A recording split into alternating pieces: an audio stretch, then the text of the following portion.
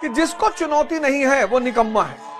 ये नियम है कि जिसको भी चुनौती नहीं है, इसलिए जितने लोग आपकी बुराई करते हैं, जितने लोग आपको भला बुरा बोलते हैं, बस वही आपके शुभचिंतक हैं। राजनीति अर्थव्यवस्था की गार्जियन है।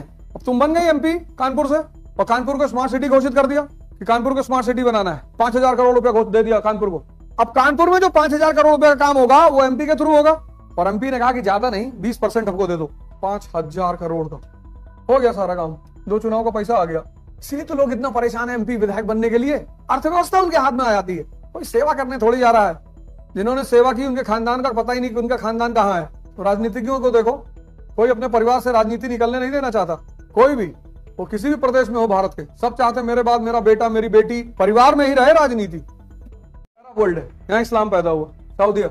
और उसके नियम 1970, 80 में जब गांव में शादी वगैरह होती थी ना, तो कोई हाजी वाजी होता था, उसको बुलाया जाता था, बीच में बिठाया जाता था दोनों पक्ष की तरफ से, कि जो दोनों पक्ष में बातें हो रही हो वो उसका गवाह रहे। कि अगर फ्यूचर में कोई बात फंसे तो हाजी जी को बीच में रखा जाएगा कि हाजी जी निर्णय करेंगे, फैसला करेंगे। और हाजी जो निर्णय करता था वो दोनों पक्ष मानता था। और 70-80 के दशक में फ्राइडे के दिन जब जुमे की नमाज खत्म होती थी, तो बाहर औरतें लाइन लगा खड़ी होती, सारे धर्मों की, बच्चों को झड़वाने के लिए 70-80 की लाइन लगी होती थी, लाइन। और धर्म बहुत बड़ी चीज है, अगर समझ में आ जाए तो तुमको पता नहीं क्या बना दे। उससे बड़ा कोई विज्ञान नहीं है, धर्म से बड़ी कोई साइंस ही नहीं है। जैसे कोचिंग आते हो आईएएस बनने के लिए ना, ऐसे धर्म भी कोचिंग ही है। तुम कौन सी ज्वाइन करोगे तुम्हारे ऊपर है। वो सिद्धांत सिखाता है एलिवेशन का। अबू धाबी में 3 चीज बड़ी खूबसूरत है। एक शेख जायद मॉस्क, बहुत प्यारी मस्जिद है, पर वहां शायद कोई नमाज नहीं पढ़ता, दिन भर लोग देखने ही जाते। कुरान में है भी एक आयत कि एक जमाना आएगा जब मस्जिदें बहुत खूबसूरत होंगी, उनमें कोई नमाज पढ़ने वाला नहीं होगा। वहां दूसरी खूबसूरत चीज है वो मंदिर जो उन्होंने बनाया है,